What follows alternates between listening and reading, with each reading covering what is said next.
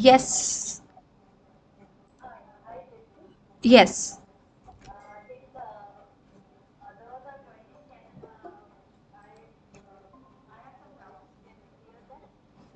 Yeah, yeah. Do you want to do it now or end of the class? Yeah, yeah, sure, sure. Yes.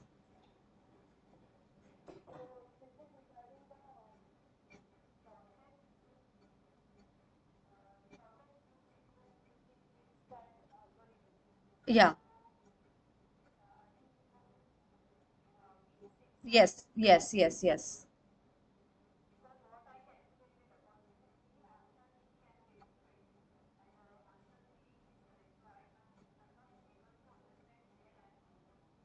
Okay. So I think was this the assignment or was it the one which we discussed in class? In the assignment. So in the assignment, B and D both are correct. If you do in both, you will still get it as 19 or 20. I don't remember exact value, but both are correct.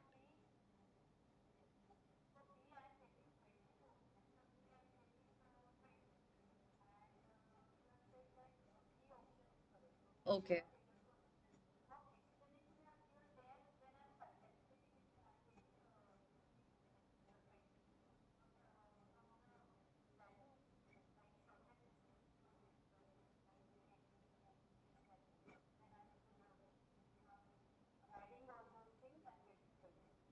Is it? Okay. Okay. So, okay, this was done by the assignment questions are done by a different team. So I suppose they've given the explanation also. Weekly, they give you a sheet, right, with the explanation. So when you're doing that, are you able to get the value? Huh.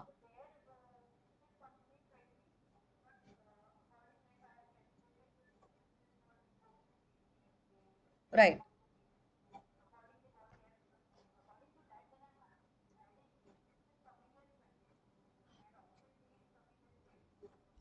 Okay. So maybe we'll solve that question and then see, because that's all. Yeah, so I just need that question.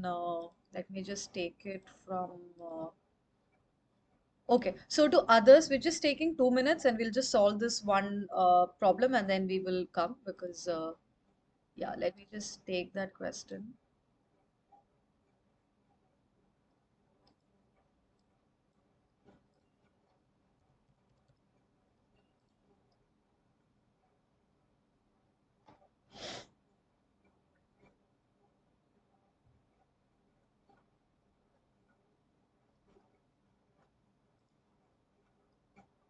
This was in week 6, right?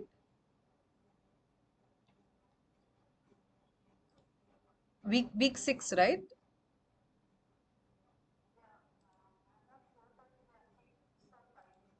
Okay, okay, okay.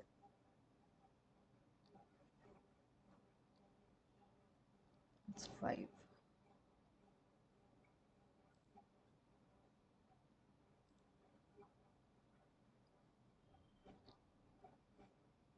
Okay, it's 5, yeah. So let me share the screen.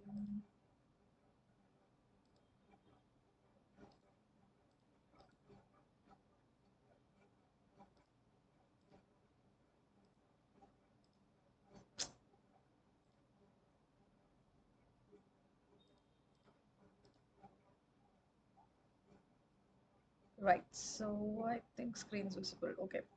So this was the problem, right, that you're talking about. Yeah, so let's do that. So we are starting from the depot. So the idea is we need to go to bin A and B and then go to landfill site and then eventually come back to the depot. So we take this path that is depot to Y and to X because this is 3 plus 3 is 6. uh, so once we reach till X, it will be 6, and then again we are taking another 3 to reach bin B. So in 9 we are reaching bin B. Then from bin B to go to bin A, we can either choose this path through Z or through X. So we know that coming back through this path is lesser because yeah, it's just 8. Here it'll be more. So then you're adding 9 plus 8 in order to reach to bin A. Then from there, we can take 7 plus 2 or 3 or 2 plus 1, 3. So either this 2 plus 1 or this 3 you can take, it's the same. So that one gets another 3 gets added. Then we take this one, which is 1. So that is another 1. So yeah, and then we have another 3 over here. So what's that? 9 plus 8 plus 3 plus 3.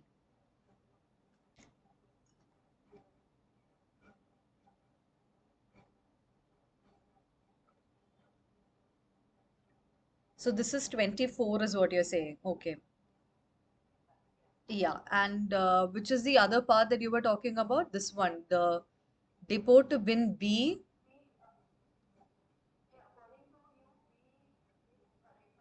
Huh. Which option? Option D, you're getting 20. This one, depot to bin B to landfill to depot. Yeah, okay, that is okay, but the problem is you're not going to bin A in that, right? So you're not doing the fundamental thing. You need to go to all these two locations, bin A and B. So based on that, this option will be ruled out even before we calculate the path, right? Huh.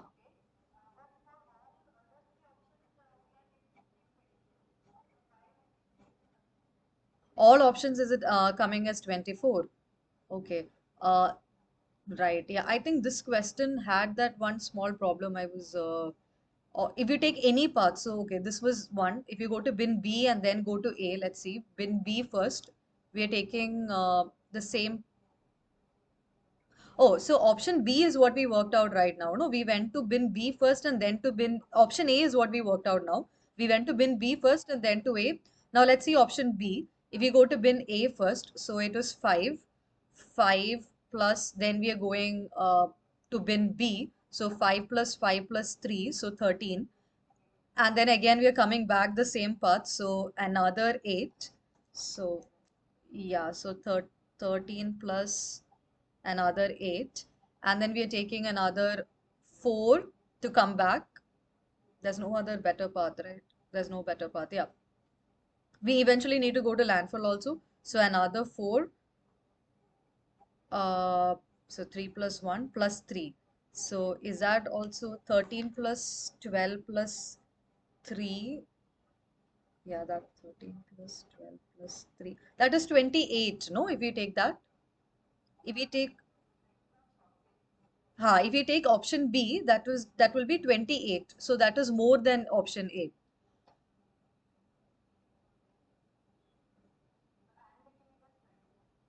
No, no, let's just see once more. So you're going to from depot, you're going to bin, yeah, bin A5, correct? Yes. 8, yes.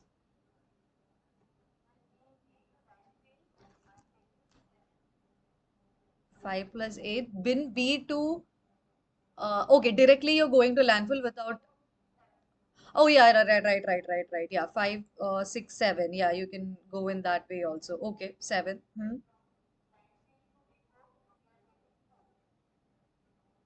Yeah, 4. Okay. So that also will work out to the same thing, right? Yeah. 5 plus 8 plus 7 plus 4. Yeah, 24. That will also work out the same way. Yeah. So I think this question has that one small, and this one, the option C and D we can rule out in.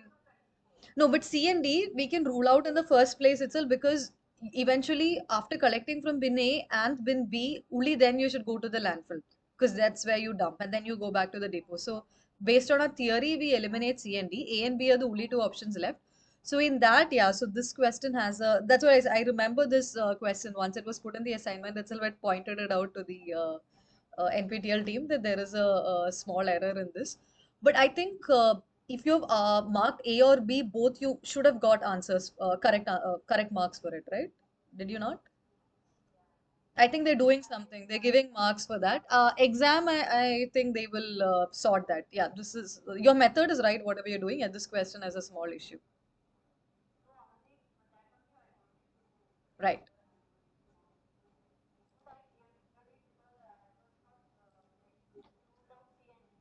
Yeah. C and D you should rule out because so theory says that you should collect from all the bins and then you should go to the landfill and then eventually come back to the depot. So that end route should be there. So the options can make you confusing by showing everything, but then towards the end it might not go back to the depot. It might end in the landfill. So even if that is the case, it can be ruled out. Right. So with that, let's begin today's. Yeah, yeah. You're welcome.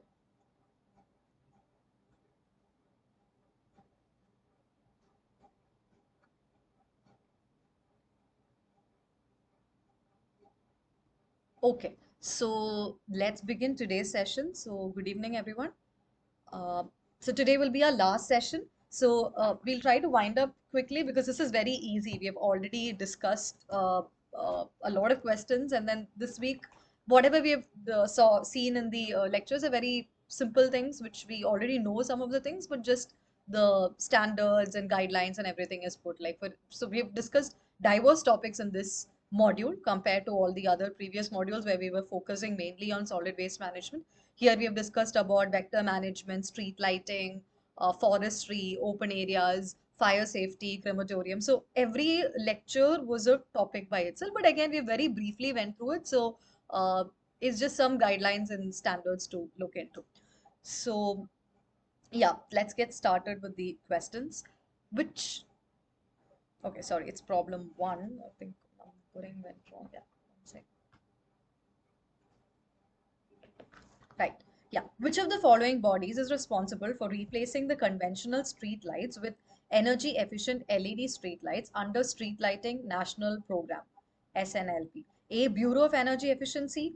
B. Energy Efficiency Services of India. C. Central Electricity Authority. And National Building Construction Corporation. Yeah, very good. It is B.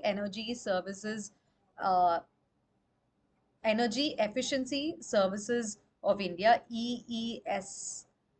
You might have heard. So you might have seen their projects like Ujala lighting system and all, which got really popular uh, last year. But they were replacing all the LED, new energy efficient LED lamps were being lights were being introduced. So they do a lot of good projects like this. So this is the body which is responsible for this conventional uh, so all the conventional street lighting replacement was given to EESL and they've done a very good job in that. Yeah, so this is what we discussed. So problem 2, what is a term used to define principal fire hazard for a zone? A, fire demand zone. B, jurisdiction. C, focal point. D, fire hazard zone. Okay, so focal point, somebody says. So we are talking about the principal fire.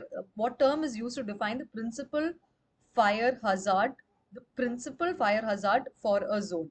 So when we're doing the calculations, we always have one point where we say that so in a large region, if there's fire, we say that the fire originated somewhere over here, or this is the main point to which we need to reach when there is a fire. So that is what the question is asking. So the answer is focal point. Yes, very good. I see in the chat box all of you have answered it rightly. Yes, the answer is focal point. That is the principal point. Let's go to the next question. The Nagar Van Yojana, which is a flagship scheme for creating urban green spaces, is implemented under the supervision of which central ministry of the Government of India? A. Ministry of Urban Development. B. Ministry of Housing and Urban Affairs. C. Ministry of Environment, Forest and Climate Change. D. Ministry of New and Renewable Energy. C is for this one. C is Ministry of Forest and Climate Change. Yes, very good. It is Ministry of Forest and Climate Change. So, from the question itself, even if you don't know what Nagar Van Yojana is, by looking at, so it aims at creating urban green spaces. So, most of the green spaces come under Ministry of Urban Forest and Climate Change. So, yeah, so yes, you're right. C is the answer. Yeah, so this was what we learned about Nagar One Yojana. So it comes under the Ministry of Environment, Forest and Climate Change, and it's implemented by the National Afforestation and Eco Development Board. So these are the aims and the proposals and how it's proceeding. So we have already discussed. I'm just proceeding. Problem 4. Implementation of vaccination as a controlling strategy can be done against the spread of which of these vector-borne diseases? A. Malaria. B. Japanese encephalitis, C. Filariasis, and D. Dengue. C. That was not for this one. Any guesses? So we are talking about implementation of vaccination. The one, yeah, correct. Fourth one is B. It is Japanese encephalitis. So the other things we have seen that for malaria and all that, we usually do pest control or other means. You don't have vaccination for it. People are still getting it, and then this one filariasis is the swelling of the leg. So this is again caused by parasitic worms. So you stop the worms and all that. Yes. So in dengue we have larvicide. We do all these things. So malaria and dengue. So because they're pest-borne diseases, and this one is again from the parasitic worm. So you try to stop that, but you don't have a vaccination. But vaccination is mainly given for this one. So yeah. Problem 5.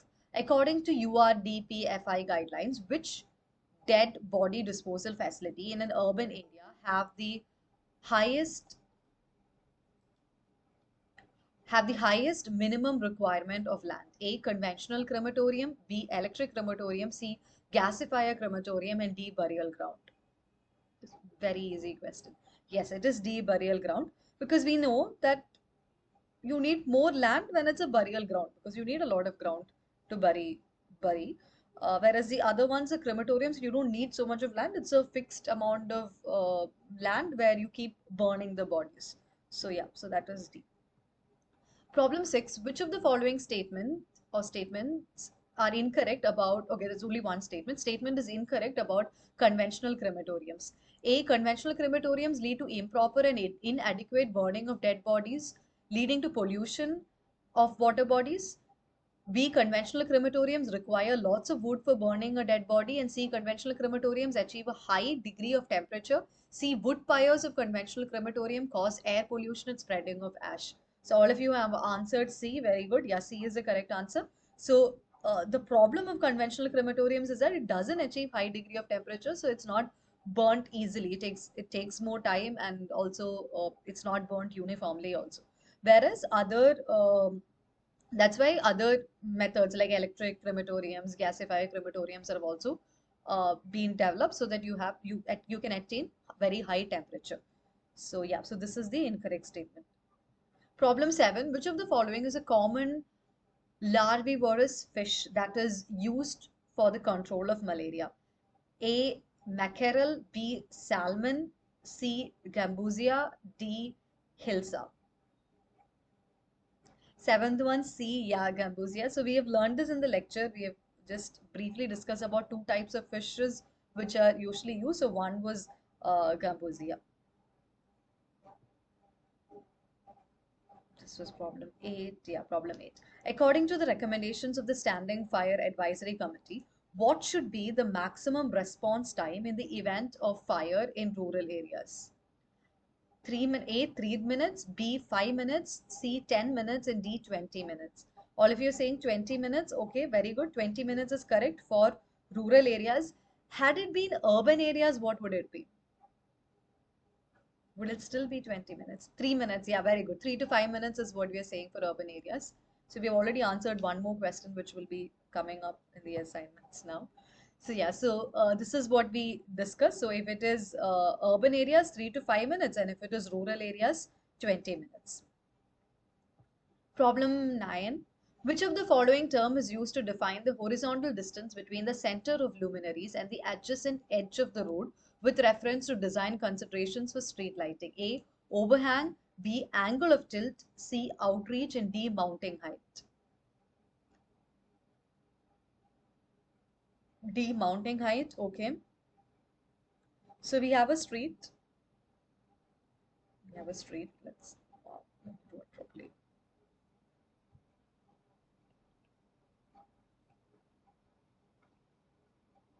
Yeah, so we have a street, and then we have street light. So the question, okay, I see 9CC outreach and mounting height is what they say, what you're saying. Okay. So this is it, next to the curb. The street light starts next to the curb, then it comes out to some point. So simple things we can define, like this is the width, for instance, like the simple width, and the other things. So we have, yeah. So now this is usually at an angle. It's not. It's never 90 degree. We might observe that it goes and then it comes, or it's sometimes at a higher angle also. Like it's in some, mostly it's like this. There is an higher angle in which it's put. So it's an angle. So whatever this angle is, higher or lower, whatever this angle is, this is the angle of tilt, which is B, which is given over here. That's the angle of tilt. Then we also have the outreach and we have the mounting height. So mounting height is nothing but this height. At what, from here to here, at what height it's coming, that's the mounting height. Now the doubt comes between uh, outreach or overhang. So Pratima is right. It is overhang. Overhang is what we are talking about in terms of this distance. So that's what is asked in the question.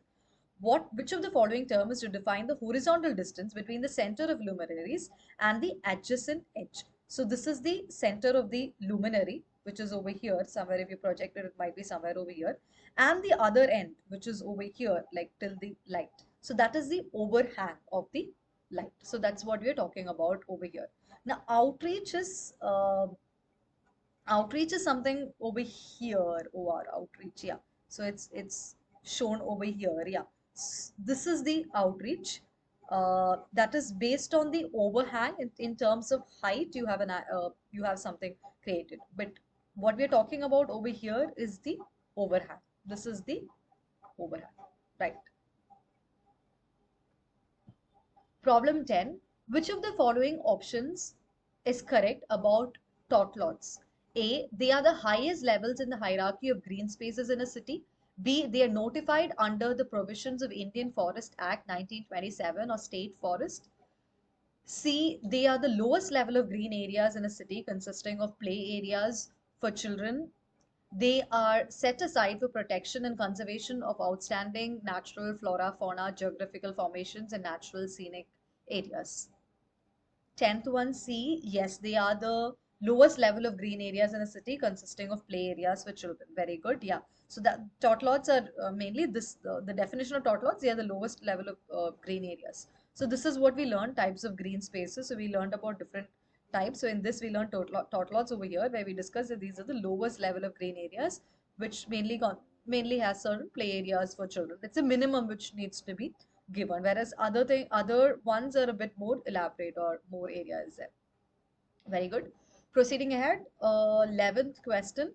Match the following strategies of planting trees in an urban area with their description and choose the correct option. A, so the strategies are avenue planting, B, sandy area planting, C, industrial area planting, and D, parking area planting. And the descriptions are: screen planting should be done on both sides of the road so that views are addressed and they act as buffer for noise and air pollution. Two, trees and shrubs are selected which provide shade. And three, consist of planting areas in a single or double rows along highways. Four, those species preferred with least water requirements and are wind resistant. D, 11th one, everybody says D. Okay, very good. Yeah, D is the correct answer. So let's just mark it. So A is avenue planting, is consist of planting areas in single or double rows. Yes, that's the avenue in two rows. Then sandy area planting, it is those preferred with least water, because yeah, sandy area, you've got least water. Then we have industrial area planting, which is you need to have screen plants done on both sides of the road. Yeah, so it acts as a buffer for noise, so that's why it's preferred in industrial area. Then we have parking area planting, which trees and shrubs are selected which provide adequate shade, because you're parking, you need more shade over there. Yeah, very good. So we are proceeding ahead. Problem 12. A room in an office building presently has 15 fluorescent lamps, each of 100 watts. The maintenance department, in a pilot energy conservation drive, has decided to replace all the fluorescent lamps with 12 LED lamps, each of 75 watts. The cost of each lamp is 1,500 rupees. The energy cost is rupees 8 rupees per unit. Assuming 20 working days in a month, each of the average 12 hours, what is the annual savings in energy cost after the energy conservation drive? So you can take a few minutes and then see whether you can answer it, and then we'll discuss.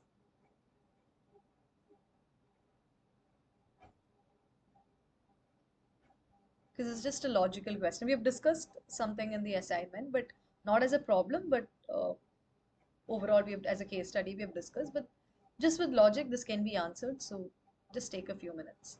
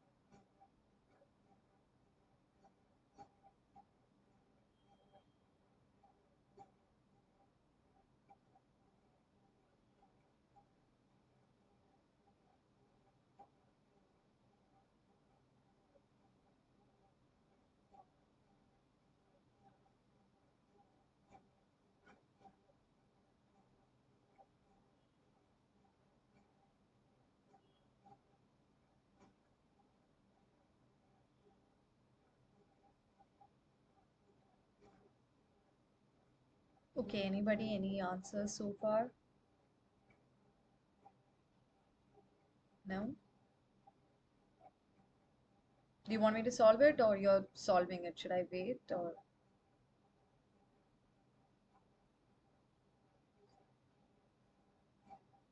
Okay, I'll wait for one more minute and then I'll solve it.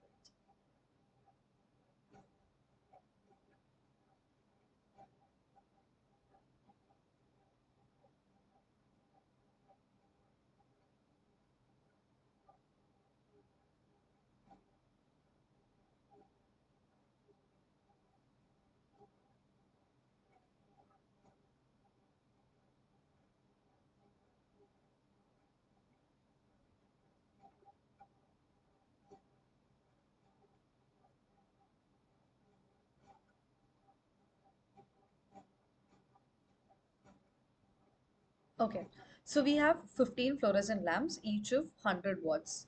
So that's what was there initially.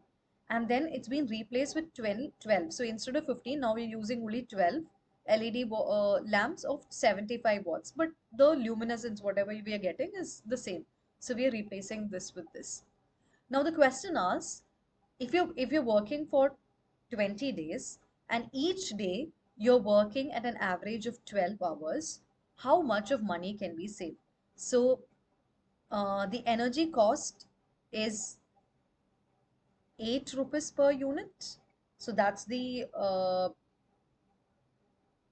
yeah, that's the, what do you say, difference, or the energy savings in terms of amount, how much we're getting, right? So yeah, so now let's see how much was there initially. So if we had 15 lamps, now each lamp of 100 watts, and you're operating, so if we are operating it for 20 days, so for 20 days for 12 hours. So this is the energy which would have cost if it was on a normal, in a normal setting, it would have cost. And if you want to convert it into cost, so this is the energy cost, so 8 rupees per unit. So this whole thing into the unit cost 8 would give how much of amount money is being spent on a conventional term. So this I'm not doing right now, I'm just keeping it as such. So how much does this work out to? 15 into 100 into 20 into 12? Quick calculation. Okay, I'm just going to leave it there so that you can fill that up. Now the second case, so this is the first. Now second, after replacing, now you have 12 LED lamps of 75 watt, which again you're working for 20 days for 12 hours. So how much this come out to? 3,000, very good, yeah, 3,000, 36,000, yeah. So we can convert this into kilowatt hour, and then so this is given in watt, so we'll be getting it in watt hour, but we can convert it into kilowatt hour. So or so we will get it as 360 kilowatt hour. I think something is, there should be one more zero in what you have put, 36. It should be 360 kilowatt hour because it's 15 into 100 into 20 into 12. Yeah. So the next one would be correct. Next one would be 216 kilowatt hour. Very good, you Ilayaraja, you put it in the chat box. So this is the difference. Now, in both the cases, it is 8 rupees that we are spending. So now, if so much of energy is reduced, so now the difference, if you take the difference of this minus this, and then if we multiply with the cost that is being incurred, we should be getting the value, right? So this is again 8 rupees per hour. This is for the overall we are getting. So 8 rupees per hour, and we are making this work for 12 hours in a day. So our final this thing would be 360 minus 216, which is the difference, into per hour. How much are we saving? I am saving like per hour, it is 8 rupees. Now, how many hours is it working? It is working for 12 hours. So again, we multiplied with 12, and yeah. So this will be the answer.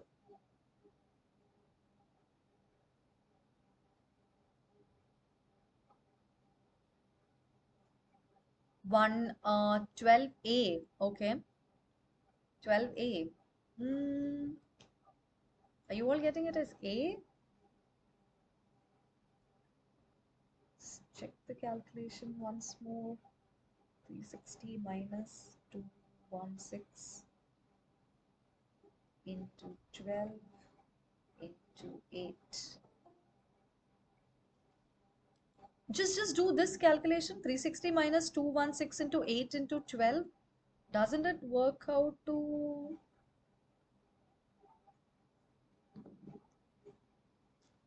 It's D. The answer is D. Yeah, correct. 13,824. Yes, it's D.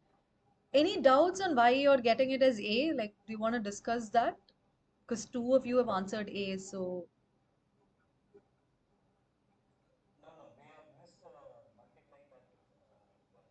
12. Okay. Because this is kilowatt hour. It's, sorry. Yeah, it's given as kilowatt hour, right? So we need to convert it. We need to do with the number of hours that we are average, how much hour we're using. Okay. So let's proceed. Problem 13. Match the following fire risk factor with the corresponding demand zone types in respect to fire services and choose the correct option. A. Flammable and explosive. B. Vulnerable population. C. Crowded. And D. General fire protection. So the demand zones are 1. Residential areas. 2. Gas stations. 3. General hospitals. And D. Train stations. B. Okay. Yeah, B is the correct answer. So we have flammable and something happened to my pen. Yeah, flammable and explosives. Those are like the risk factor is more in fire. Risk factor is there in gas stations because it's gas. Then we have vulnerable population. So they mainly are there in the hospitals. They're vulnerable population. Crowded train stations and general fire protection for residential. So that works out to option B. Problem 14. Which of the following statement or statements are true with respect to improvised crematoria? Statement A. Mild steel pyre with tray is a kind of improvised crematoria. Statement B. Gasifier crematorium is a kind of improvised crematoria. And statement C. Combustion blowers are used in electric crematoriums. Statement D. Improved wood pyre is a kind of improvised crematorium. So first one, statement A, mild steel pyre with a tray is a kind of improvised crematorium. Is that a correct statement?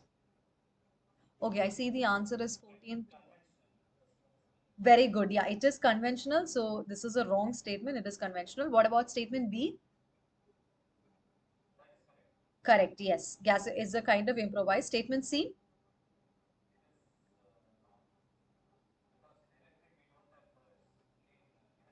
Very good. Yeah. So it is mainly used in gasify your crematoriums.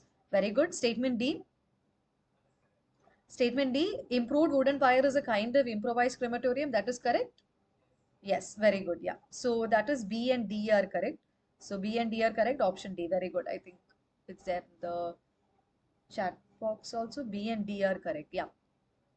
A is for what option? I think B and C somebody said. Uh, yeah, okay. So B and D, that is the correct answer. I think some of you have answered B and C, but C is not a correct statement because it is used in gasifiers only. Right. Problem 15, match the following vector-borne diseases and the causing vectors and choose the correct option. Vector-borne disease A, dengue, Kala-Azar and malaria, and the vectors are Anopheles mosquito, Aedes aegypti, and Leishmania donovani. Okay, this is just to play with the memory. So yeah, any guesses? 15th one C. C. Yeah, 15th one C. Yeah, that is the correct answer. It is C. So dengue is caused by Aedes aegypti, and Kala-Azar is mainly is caused by Leishmania donovani, and malaria by Anopheles mosquito. I hope such questions don't come for exam. Right. Problem 16. Okay, it's stuck 1 minute.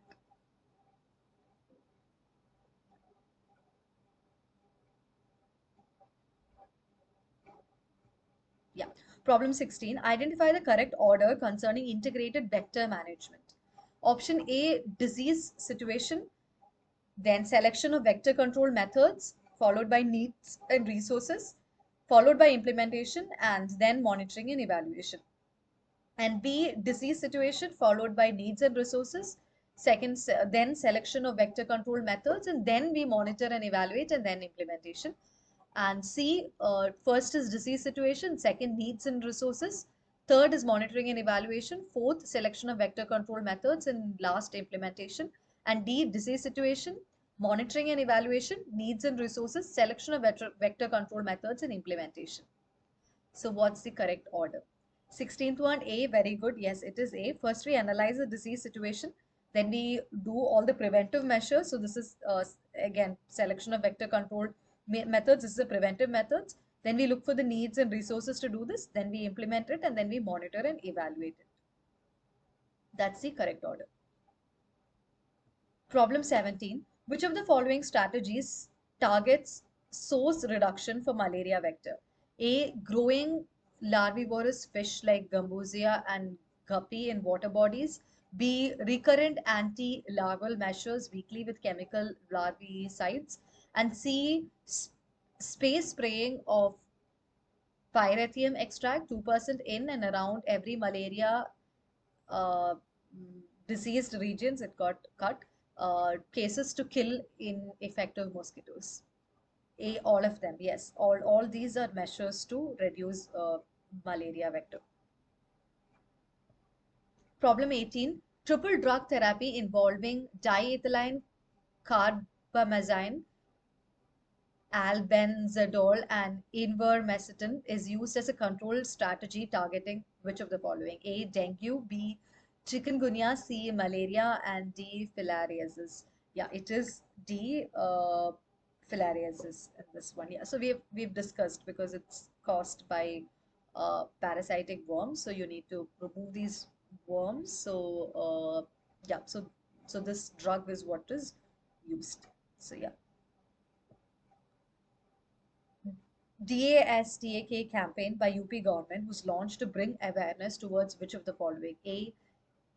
Japanese encephalitis, B. Chikungunya, C. Malaria, and D. Filariasis.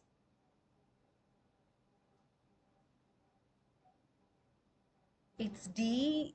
D. It's D. It's D or B. Okay, it's B. B. Chikungunya. Okay. Anybody? Any other answers? 19th one, C, I guess. Okay. Okay. So the answer is A. It is Japanese encephalitis. It was for that this campaign was used. I know these questions are a bit, uh, I mean, lot to test your memory and yeah, but these questions are. So mainly the problem is that this is caused by, this is again a vector-borne disease. So it is caused by female mosquitoes. So this was not aware to a lot of people. So the different methods of methods and the problems of these diseases. So a campaign had to be launched because of this. So yeah, so we've discussed this in the lecture. Problem 20. Which of the following factors affect road and street lighting design? A. Energy saving. B. Capital cost. C. Maintenance cost. And D. Continuous and uniform lighting. Road and street lighting design. This is a very easy question. 21A, yeah, 20A, because all of them are important when we are designing road and street lighting. Yeah, so these are the other factors also which are important. Four of the factors were asked, but other factors, so you can read through them. Problem 21, average illuminance on road surface required for important traffic routes carrying fast traffic according to SP 72 2010 is dash. A10, B15, C30 and D45. Average illuminance, how much should be there? Is it 10? It's just 10. Anybody, any other answer?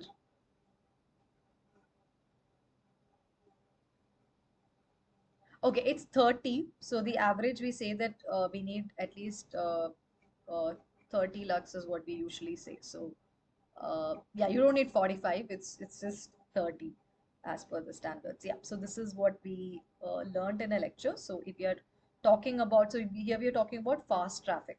So in regions with important traffic routes carrying fast traffic, it is 30. Then other regions, it can be less. So main roads, it can be 15. Then secondary roads, 8. And other secondary roads with very light traffic, it can even be 4. But 30 is the maximum. You never go to 45. Problem 22, dash feature allows the light to quickly come back after a power interruption. A, good color rendering. B, short lamp strike. C, automatic shut off. And D, proper cutoff.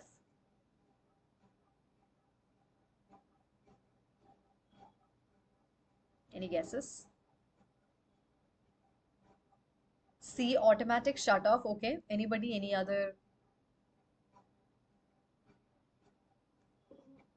Okay. So the answer is short line strike. We will see the details over here.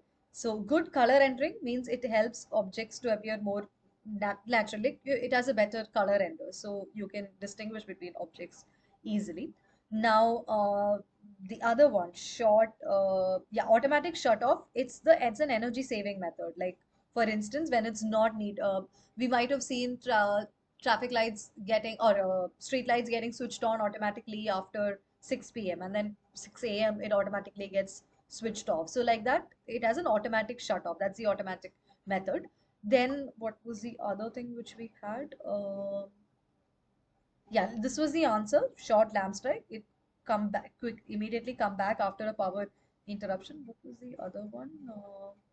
Color entering or proper cutoff. Yeah, proper cutoff. Proper cutoff, it means it provides adequate optical control to minimize light pollution. So based on the requirement, it comes. So most of the lights that we have in our streets don't follow all these features, but these are the best features which are there. So different lights are actually ranked based on when the selection process is done. These are ranked, and again based on the energy consumption, cost, and everything, it's chosen. But these are the factors which are usually considered. Problem 23. Most common reasons for inefficient street lighting systems in Indian municipalities involve A. Selection of inefficient luminaries. B. Poor design and installation. C. Poor power quality. And D. Poor operation and maintenance practices. A. All of them? Yes, all of the above.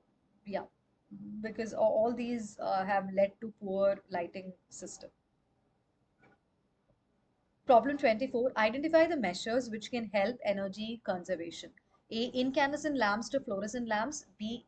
Standard fluorescent lamps to T5 fluorescent lamps. C. Electromagnetic ballasts to electronic ballasts. D. High pressure mercury vapor lamps and tungsten halogen lamps to metal halide lamps. 24 also A, yes, all of them. So we've discussed in different energy conservation methods, all these practices have been listed. So yeah, yeah, all of them. Problem 25. Annual energy savings is calculated as dash. Uh, okay. Existing system wattage, annual operating hours into annual operating hours, and B is new system wattage into annual operating hours. So the options are A minus B into energy rate charged by utility, A plus B into energy rate charged by utility, A into B into energy rate charged by, and A plus B plus energy rate charged by utility. Option A 25 is it? Okay, no, 24 was option A. 25, any guesses? We just did a problem, so it should be easy. Yeah, it's A. So A minus B into energy rate charged by utility. Problem 26. Annual operating cost is calculated as dash. A. Annual energy cost plus annual maintenance cost. B. Annual energy cost into annual maintenance cost. C. Annual maintenance cost. D. Annual energy cost. Annual energy cost plus annual maintenance cost. Yeah, so that's also very easy one. So this is what we learned in the lecture. So in the economic evaluation, so here is where we learned. So if we have the annual savings, we take this, and if you have the annual operating cost, we take it as annual energy cost plus annual maintenance cost. Problem 27. Energy consumption reduction through regular maintenance involves which of the following? A. Replacing defective lamps, accessories, and wires. B. Early rectification of cable faults. C. Regular maintenance of service cabinet, fuse box to avoid loose connections. And D. Regular cleaning of the luminaire cover of dust or dirt to increase light output. 27A, yes, very good. You've answered it rightly. Or because all of these are practices. One thing I can say in most of the assignment questions and in these when we are discussing, when it comes to which of these practices, you're seeing all of the above as the answer. But exam, that need not be the case. Something which is not relevant might also be there. So just keep that. 28. Which of the following activities are permitted under recreational use according to URDPFI guidelines? A. Holiday resorts. B. Sports training centers. C. Botanical gardens. D. Bird sanctuaries. Oh, someone's joining now. Right. Yeah, so this one's also all of the above because we have seen that all of them come under the recreational use. Yeah, these are the other elements which other areas which can be included under recreational use. Problem 29. Okay, not loading 1 minute. Problem 29. Dash percentage of developable area has to be allocated for recreational use in metropolitan cities according to URDPFI.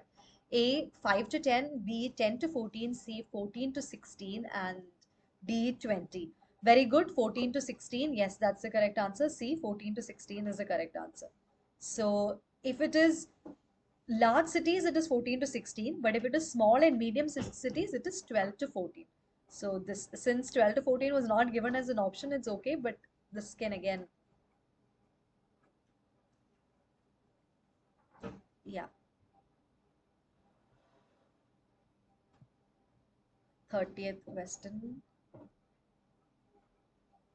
Yeah, problem 30. Match the following. Different categories are given and the open space requirement according to URDPFI guidelines are given on the right hand side. So the categories are P small towns, Q medium towns, and R metropolitan cities. And the corresponding area requirement 1 to 2 hectares per 1,000 persons, excluding open areas in the residential pockets, 1.4 to 1.6 hectares per 1,000 persons, and 1.2 to 1.4 hectares per 1,000 persons, depending upon the land availability.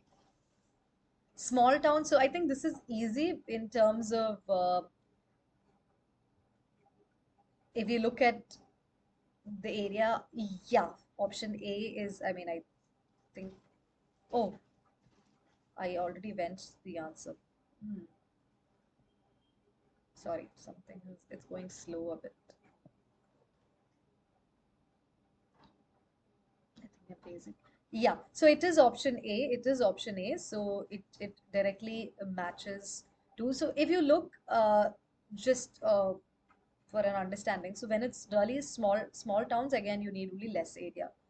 if you observe, it is the medium-sized towns which has more area. It's because first thing, land is available, and plus you need green spaces.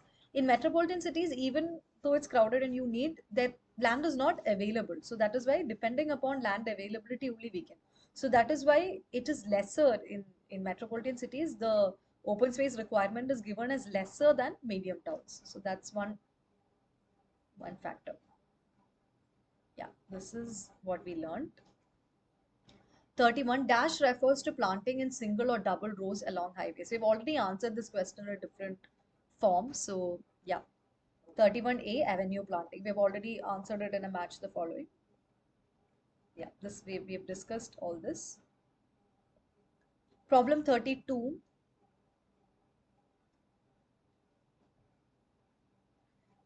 Going a bit slow here.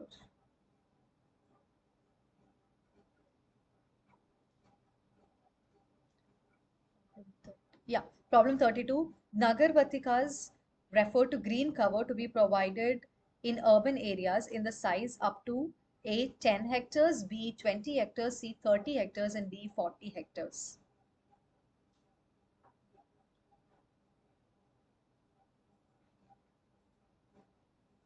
32A, very good. Yeah, it is 10 hectares. Yeah, Nagar Vatikas are mainly the green cover provided up to about 10 hectares. Yeah, so this is based on the Nagar One Yojana aim. There are these Nagar Vatika, which is greater than 1 hectare to 10 hectares. Then we have the Nagar 1, which is greater than 10 hectares to up to 50 hectares. What is the response time specified for urban areas according to Standing Fire Advisory Committee norms for fire stations? Yeah, we have already answered this in the previous question. So it is 3 to 5 minutes. According to the dash model, a station has to be located within a given distance or time of each focal point. A which model does this definition fall under? A, time constraint model, B, weighted time models, and C, multiple dispatch models, and D, balanced workload models. Multiple dispatch model, yeah. B, weighted time models. Okay, this question number is 34 or 24, yeah. B, weighted time models. Okay. The model, a station has to be located within a given distance or time of each focal point. That is just the time constraint model, because we are only talking about the time constraint or the distance constraint. So that's a time constraint model.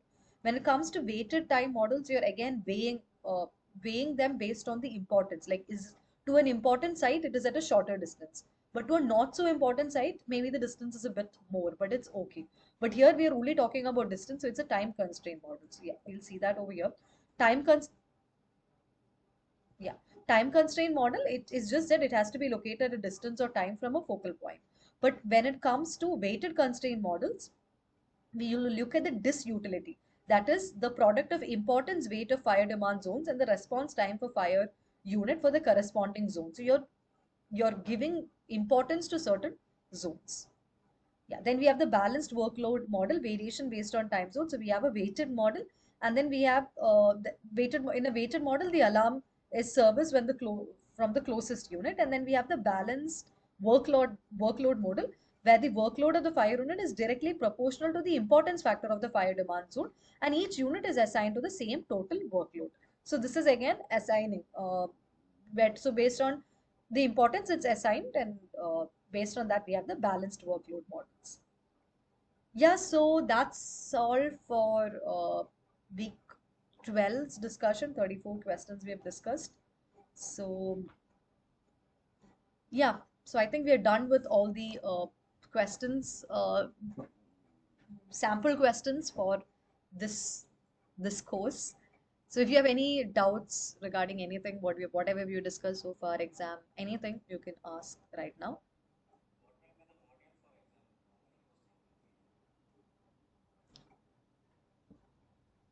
50 questions are there for the exam. 2 marks, yeah. All of them are 2 marks. Yeah, all of them are 2 marks each. Yeah, yeah. No long questions, all objective. So that's, yes, last week when we discussed the sample questions for exam preparation, we discussed this. It will be all multiple choice questions. There would be no typing it. Before NPTEL used to have that format where we'll have to do some calculations and type in the answers and all. Now it's not there. It'll all be single answer, single right answer questions,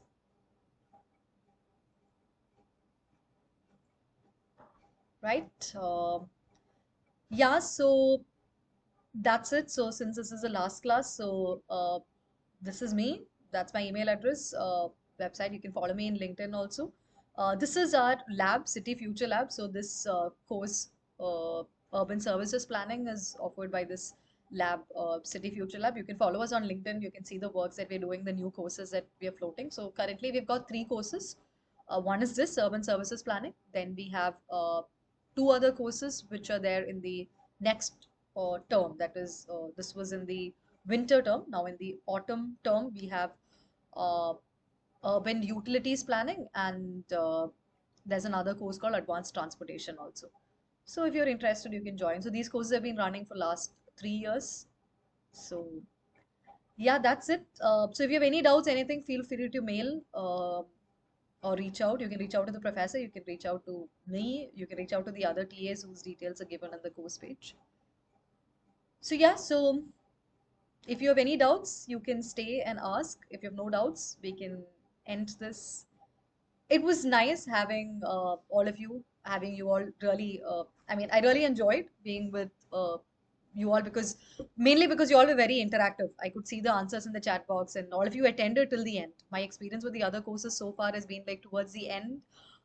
Maybe it's just one or two people joining, especially for module 11 and 12. So that's a bit sad. But right now, here at least, there are five of you. So that's one good thing. So all the best for your exams. Yeah.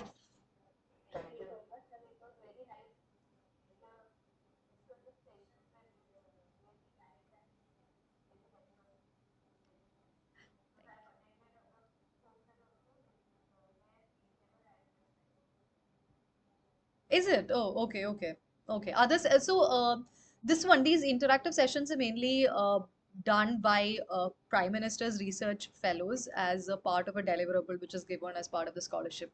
So it's, we can volunteer to do, so whichever course we want to, we can volunteer and then take. So sometimes some courses maybe nobody has volunteered, that's why it's not there. But otherwise, uh, it would be there. Yeah, so Shweta writes, time flies. I didn't realize 12 weeks time, hoping to do something good with this knowledge. So big thanks. Yeah, thank you, Shweta. Yeah, time flies. Even I was also thinking today that this is the last week, but yeah, this course somehow it just went really fast. But other last time I was doing for urban utilities, it didn't go so fast, but this one somehow went fast. So, before we wind up, I mean, I remember I had asked you what you're doing and all that in the beginning of the class. Some of you I remember, but some of you have forgotten. So, if you don't mind, could we just have one small interaction where, like, can I just get to know what each of you are doing and all that? Yeah. Uh, Pratima, can we start with you?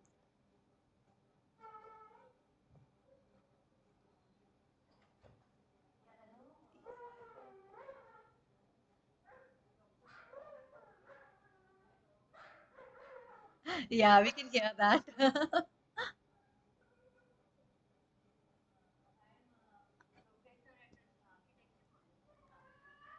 Okay, where? Which college?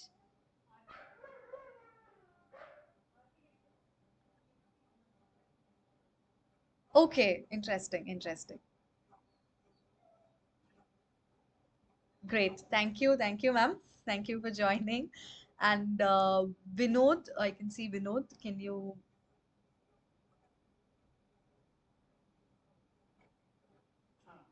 Yeah, good evening. Yeah. Okay. Okay. Wow. That's good. So I'm also from Kerala. I'm from Cochin actually. So it's yeah. Okay, you're doing PhD now. Okay. Where are you doing? Oh yes, okay, I remember. And I think Ilayaraja is also there, right? In NIT Calicut. Yeah, okay. Okay, great. Yeah, thanks. And yeah, so all the best for your PhD. Yeah. Shweta, I remember fairly remember. Yeah.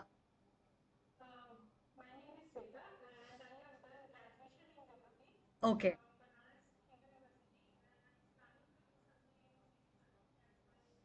Okay. Okay. Interesting. Yeah. Yeah. You should write to us then, or you were the one you said you wanted to discuss something, right, regarding city planning. Yeah.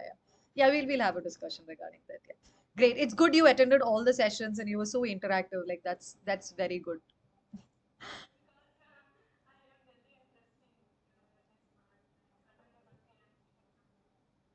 Okay, wonderful, wonderful. Yeah. And Ilayaraja, yeah, I think I basically know, but you can just say, yeah, good evening.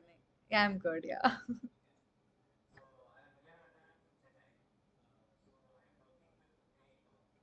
ACOM, okay, wonderful. Okay. Airport projects pan India. Oh, wonderful. Okay. Okay, okay. So, but you're not doing PhD at NIT.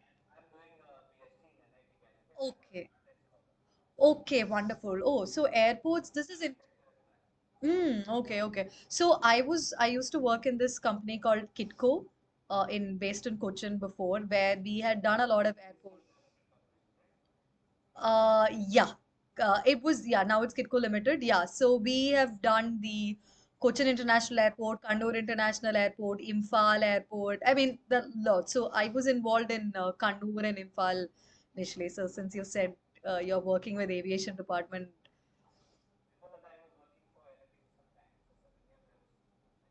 Oh, wonderful. Okay, okay.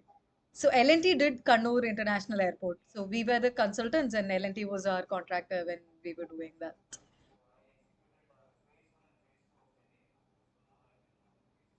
Okay, okay. Yes, yes, yes. Okay, okay. Wonderful, wonderful. Okay, so with that,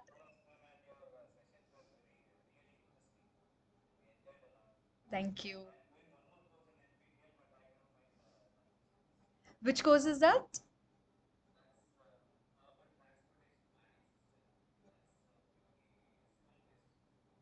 Okay, okay. That from IIT Kharagpur itself, no? Okay, yeah, that's from a civil. I think maybe because for architects, this would be more.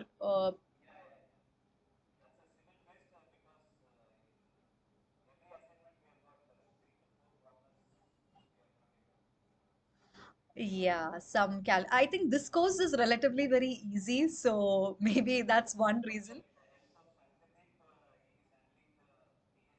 Okay. Ha. Yeah. So initially, I think when we started our advanced transportation course, also there was this issue. Like some, it was the people were finding it a bit difficult. But once the live session started, then it was okay for students to solve. I know. I know. I know.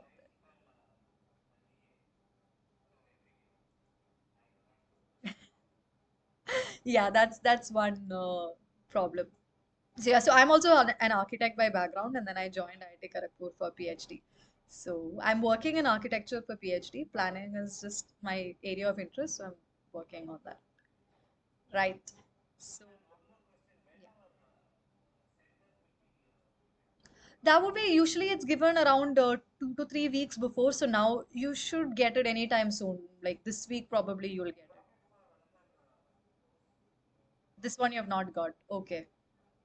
You should be getting it soon. I mean, those are handled by the NPTEL team directly. So, as course part of the course team, we don't get to know anything about them, right? Okay, so wonderful. So it's good. We'll all stay connected, if possible, through LinkedIn or somewhere, because it's a wonderful group that you have. You've already, all of you have a lot of experience in working, and also people like me, we are freshers. We're just gonna start getting into the industry, so it would be nice to keep in touch also. Right. Thank you all. So I think we can end the session if there's nothing more. Yeah. Bye bye.